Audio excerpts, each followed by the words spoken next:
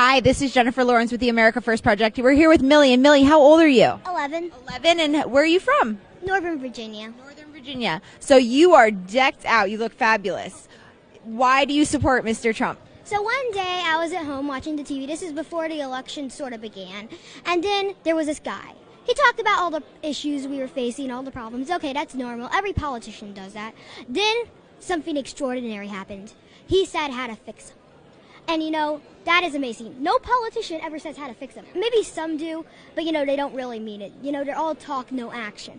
And I could tell by the way Donald Trump meant that he was going to do some action. But how? Then he said those words I will never, ever in my life forget. I, Donald J. Trump, am running for president. And he talked about all these issues. And one of the other reasons I like him is because this is my favorite reason.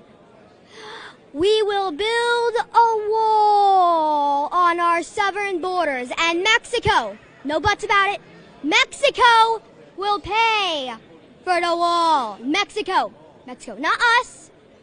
Mexico, one way or another, they are paying for that wall. They will. Do you talk about this to your teacher? Oh, yeah, she's actually a Republican. Oh, she is? Does anybody in your school give you a hard time for supporting Mr. Trump? Lots of the kids in my class do. Mostly the sixth graders do a lot, Yeah. What do they say to you? Well, they say they really know me for my golden jacket I love, but then they say, oh, it's Trump girl and stuff like that. But, I don't let it get to me. So what are the major problems you see in this country? Immigration, I love immigrants. If they come here legally. I don't like the word illegally. I like legally. And if they're not going to do that, we have to put some precautions. As a kid, what do you see as other than immigration, what is the other problems that you see? Education. The teachers union controls everything. So I like how Donald Trump put in charge of education a lady named Miss Betsy, I think.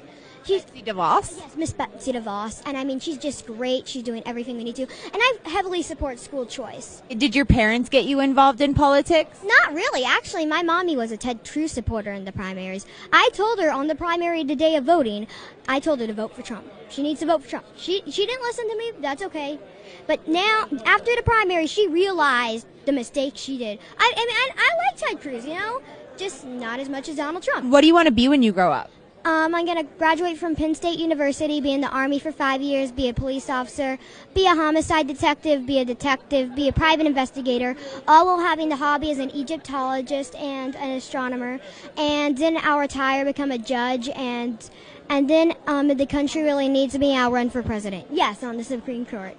Oh, so you're going to run for president.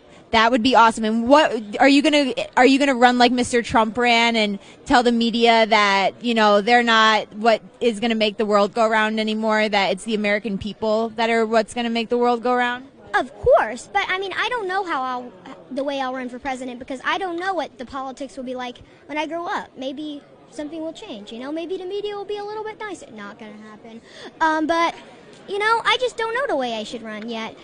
And maybe, I won't know that until I'm ready to run for president, which is way after I'm 30, let's just say that.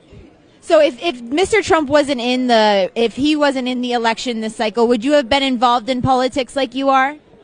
I don't really know. I've always been involved in politics, but just not really that much, just a little bit. But, without Trump, I wouldn't be here. I wouldn't be at CPAC. I would just be at home. Watching TV, playing video games, watching Disney, maybe watching a little bit of news, but not as much as I do now.